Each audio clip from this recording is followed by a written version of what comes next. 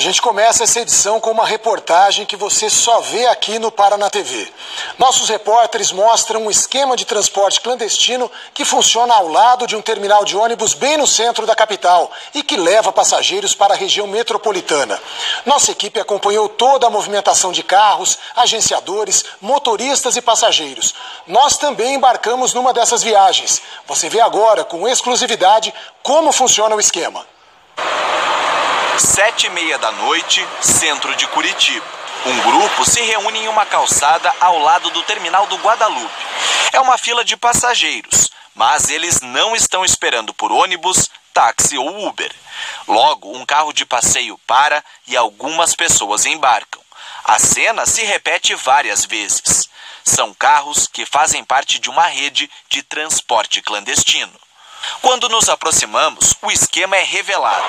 Um repórter da RPC se passa por um passageiro interessado no transporte e conversa com este homem grisalho, que agencia as corridas. Como que funciona a primeira vez que eu vou pegar? É o seguinte, vai indo quem chega pela vez de chegada, pela hora de chegada, né? E vai 4 pessoas, R$5 cada um. Ele vai até onde? Vai o caminho do ônibus, vai pro IP até o caminho do ônibus. Se for ponto se for descer, só falar por descer em tal ponto. Ele para? Tá. Ele traz também? De manhã nós estamos lá para ver. IP é o bairro Jardim IP, em São José dos Pinhais. Enquanto espera na fila, nosso repórter conversa com uma passageira que vai usar o transporte clandestino pela primeira vez. Primeira vez que ela pega? Será que é seguro? Tanta gente pega, não? Tem um carro mesmo. Mais rápido? Tá parando ponto em ponto. Uma viatura da polícia para ao lado da fila enquanto os passageiros embarcam, mas os PMs não abordam o grupo. Mesmo na presença da polícia, o intermediador vai até o meio da rua para orientar os motoristas que fazem o transporte clandestino. Pouco depois, ao lado de outra pessoa, ele chama mais carros pelo celular. Pessoal, encosta aqui, pessoal, ainda tem umas 5 viagens completas. Depois de 20 minutos de espera, nosso repórter embarca em um carro com mais 5 passageiros. Assim que a corrida começa, o motorista conversa por celular com os colegas. Pesada, tô saindo e tá ficando gente pra dedéu, hein? Só vendo pra vocês acreditar o tanto de gente que tem na fila ali. Nosso repórter pergunta o tamanho da frota. Quantos carros tem? 42. 42? E uma passageira comenta. 42 e tá faltando, né? O motorista compara o transporte clandestino ao serviço de ônibus. Quanto tempo você leva pra ir e voltar? Depende do trânsito. Normal é 30 minutos e com o trânsito bastante mesmo, pesado. Dá mais ou menos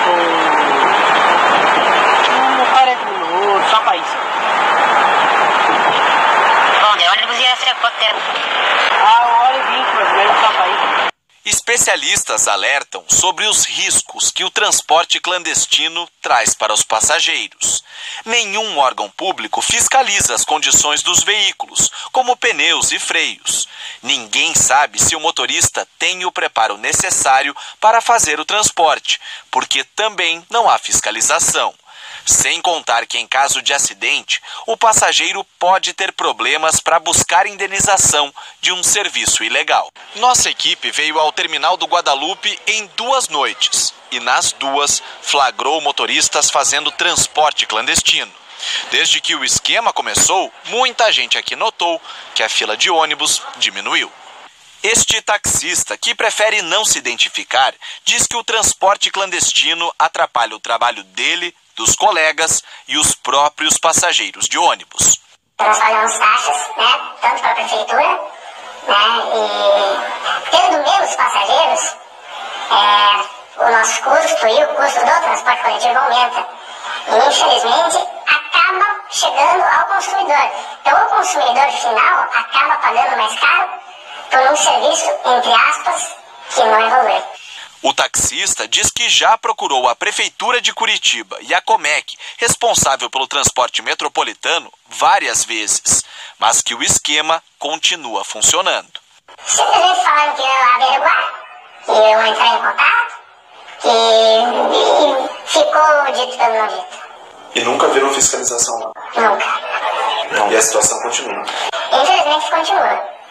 A gente tem notícia que já estão expandindo para outros locais, já fazendo, entre aspas, outras linhas, né?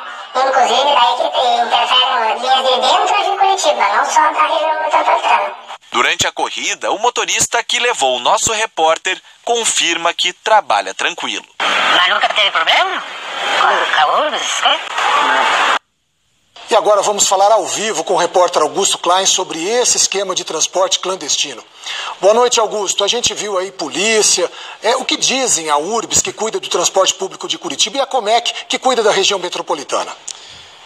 Oi, Sandro, boa noite para você, boa noite a todos. Olha, em nota, a URBS informou que já identificou o problema há algum tempo e que cobrou providências da Comec para realizar operações de fiscalização no terminal, porque, de acordo com a URBS, o terminal do Guadalupe é formado por linhas metropolitanas e a maior parte do transporte clandestino seria direcionada à região metropolitana.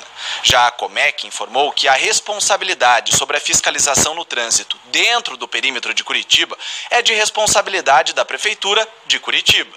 Em nota, a Comec também informou que, em relação ao transporte clandestino, está estudando o caso juntamente com os órgãos de segurança pública. Ou seja, Sandro, uma instituição jogou a responsabilidade para outra e a situação continua. Jogo de empurra de um para outro, né? Obrigado, Augusto. Olha, você viu na nossa reportagem o alerta para os riscos do transporte clandestino.